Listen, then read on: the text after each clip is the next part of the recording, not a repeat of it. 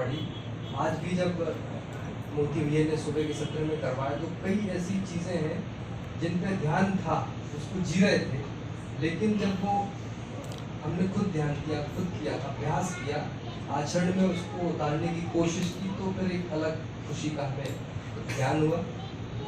ये मेरी उपलब्धि रही। और आगे की योजनाओं में मैं बताना चाहूँगा कि हम लोगों के पास प्रस्ताव तो है, लेकिन करना क्या है, कैसे करना है और उसके पीछे और आगे की क्या रूपरेखा होगी, इसके लिए हमारा जो लिविंग सेंटर है नौगांव में, तो वहाँ पर हम जुड़कर लगातार आगे की योजना बनाएंगे। संबंध, व्यवस्था, सहअस्तित्व उसमें निहित हो, सुख का निरंतर उसमें हमारा भाव बना रहे, और कैसे हमारे जो परिवार में सुख आया है, समृद्धि आई है, हम सभी यहाँ बैठ पा रहे हैं, आपसे बातचीत कर पा रहे हैं। पहले कभी हम लोग ऐसे बैठ नहीं सकते थे। कई साल, शादी के 1 साल बाद से ही अभी चर्चा हुई थी, हम लंबे समय तक आपस में बातचीत नहीं कर पाए। बच्चों को हमारे दुख का, क्रोध का, पता नहीं क्या क्या उन्हें सामना करना पड़ा, लेकिन कृतज्ञ हैं हम यूएचबी के लिए, भगवान सिंह भाई साहब के लिए, भाभी जी के लिए, जो उन्होंने इस परिवार पे काउंसलिंग की, मिले, दोनों परिवार को समझाया, और आज हम सब लोग सुख के साथ लगे हुए हैं। और भी परिवारों को आगे लाने के लिए, कई परिवारों में सुख दिखता है, लेकिन वो सुख क्या है वो हम लोग कोशिश करेंगे कि भाई साहब और भाई साहब भाभी जी के साथ मिल के उसको आगे बढ़ाएं। धन्यवाद। नमस्ते आप सभी को, मैं छतरपुर से आया हूँ। मेरा नाम अथर्व यादव है। My study in class 4th। Thank you.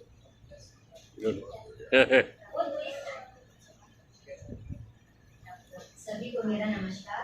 मेरा नाम मोहिनी यादव है, मैं छतरपुर से हूँ और मैं श्री भगवान सिंह परमार जी के माध्यम से यूएचबी से जुड़ी हूँ।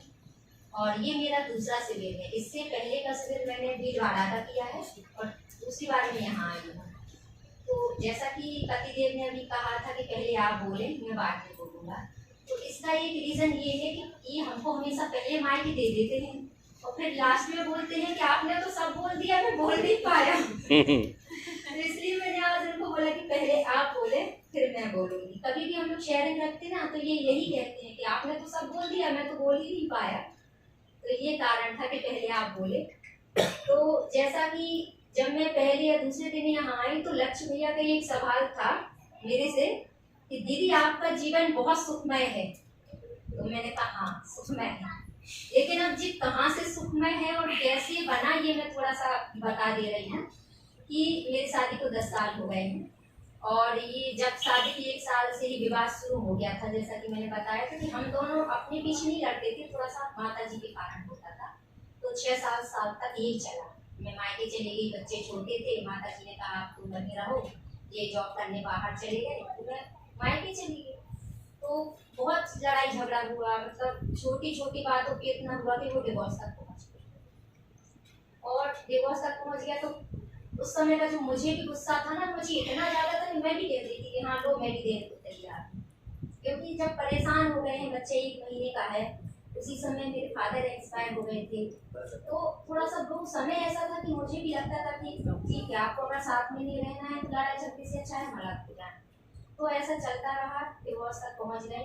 पर जब भाई साहब ने हम दोनों को बुलाया, समझाया, तब हमें थोड़ी थोड़ी यूएचबी समझ में आई। और ये जब क्लास हुआ, मॉर्निंग का सेशन अटेंड किया, पहले पतिदेव करती थी, मैं नहीं करती थी। तो इनकी क्या हैबिट थी कि ये स्पीकर पे रख देती थी हम सुबह से।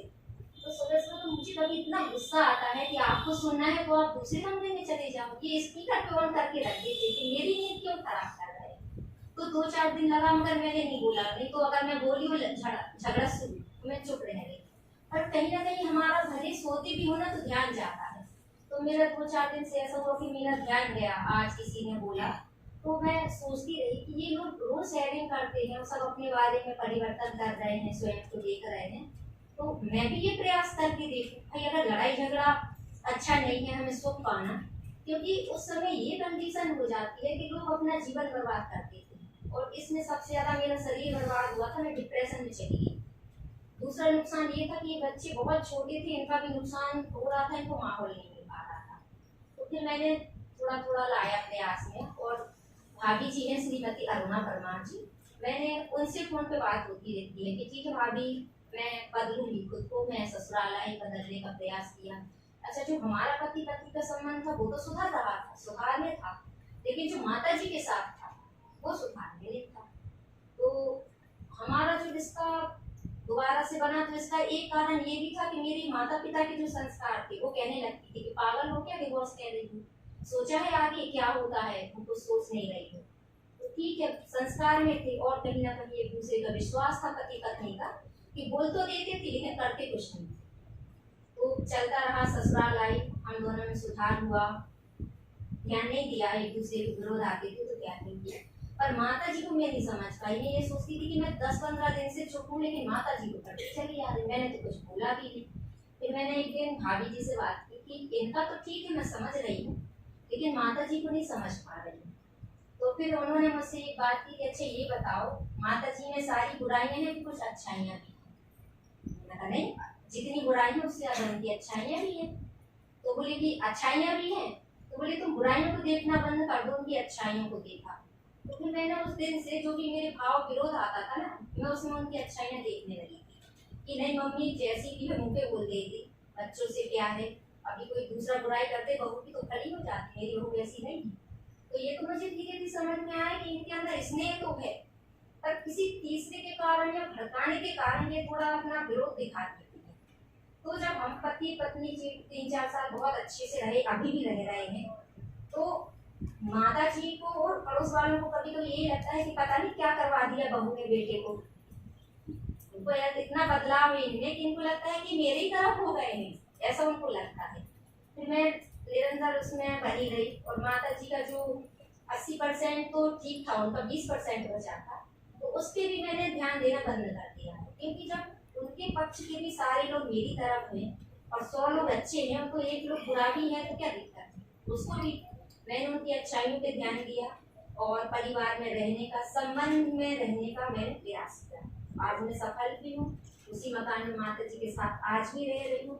हालांकि माता जी नहीं चाहती कि हम रहें, उन्होंने साफ साफ कह दिया कि अपना इंतजाम कर दो, और हमको ये भी चाह नहीं है कि माता जी कुछ हम लोग को दें, बच्चों का कुछ खर्चा करें, कुछ भी नहीं है। खाली बच्चों के कारण बच्चे माता पिता दादा दादी को समझें, संयुक्त परिवार का मतलब समझें, इस कारण हम उनके साथ रह रहे हैं।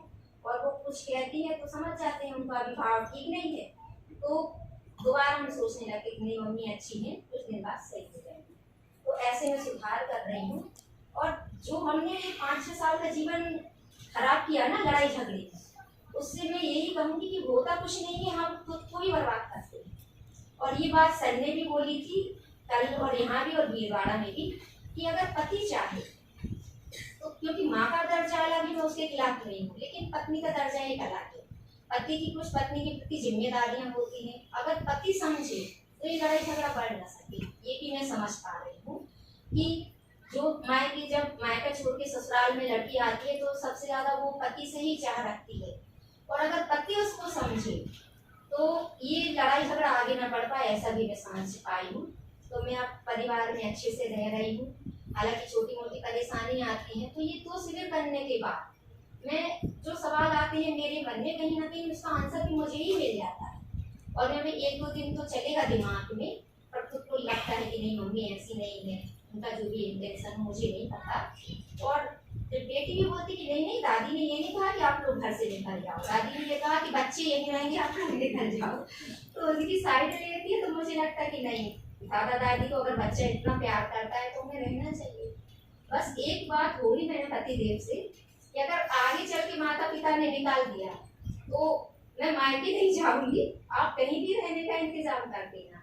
क्योंकि एक चीज होता है ना कि अगर बेटी ससुराल में रहे और नमक रोटी भी खाए तो वो सुख अलग होता है, और मायके में रह के 56 भूख भी खाए ना तो वो सुख नहीं मिल पाता। क्योंकि जो हमारे समाज के लोग हैं ना, अभी 1 महीने रहने चले जाओ मायके, क्यों कोई विवाद हो गया कि काफी दिन से रुकी है बेटी, इतना तो पहले नहीं रुकी, तो ये सारे सवाल ना खड़े हो जाते हैं। और मेरे साथ भी यही था कि मैं चाहे जैसी भी कंडीशन में रहूंगी, लेकिन पति और माँ बाप के साथ नहीं रहूंगी, ससुराल में रहूंगी। बाकी अब ऐसा लड़ाई झगड़ा होता नहीं है बिल्कुल। और आगे की मेरी जो अपेक्षा है, जो शिविर से मेरी तैयारी हुई है, यही है कि मैंने छोटी छोटी बातों को नजरअंदाज करना बंद कर दिया है। अब सबसे ज़्यादा ध्यान मेरे बच्चों का दें कि इन्हें मानवता के बारे में समझाना है और कैसा जीवन जीना है, क्योंकि जब हम दिनचर्या में कई चीज़ें ऐसी होती है कि मैं कभी कभी डांट भी देती हूँ, लेकिन मुझे ये एहसास रहता है कि मुझे इसको डांटना नहीं था, समझाना है। तो आए दिन ये दिमाग में हमारी बातें सुधार के प्रति चलती रहती है। तो इसके लिए भी मैं यूएसबी को ही धन्यवाद दूंगी, भाभी जी और भाई साहब को धन्यवाद दूंगी। और ऐसी ही कई परिवार सभाएं हमारे घर में भी होती हैं जिसमें पड़ोसी लोग आए हुए हैं, तो उनसे भी हमें सीखने का काफी कुछ प्रयास चल रहा है, मिलता है। तो और सभी के प्रति मैं धन्यवाद दी कि यहाँ जितने भी लोग आए वो परिवार की तरह रहे, उनका भी मैं धन्यवाद देती हूँ। मूल्य देवी बोल रहे हैं, सबको धन्यवाद। बच्ची को बुलाना, बच्ची बैठी उसको बुला दो। मेरा नाम राम कुमार कुशवाहा है, जो मैं संस्था से भी जुड़ी हूँ, मुझे बहुत अच्छा लगा है। जुड़े तो हम मतलब 10 साल पहले से हैं, लेकिन हमको ये पता नहीं था ये पढ़ाई लिखाई का काम है। मैं ओम शांति परिवार से जुड़ी हूँ, इससे मुझे बहुत ज़्यादा अनुभव अब हुआ ज़्यादा हो गया। पहले कम को छोड़ोगे अब ज़्यादा हुआ, तो इससे सबको जुड़े रहना, भाई एक दूसरे को भी बताना कि जी में जल्दी से जल्दी सभी को जुड़े, तो उसी में फायदा है।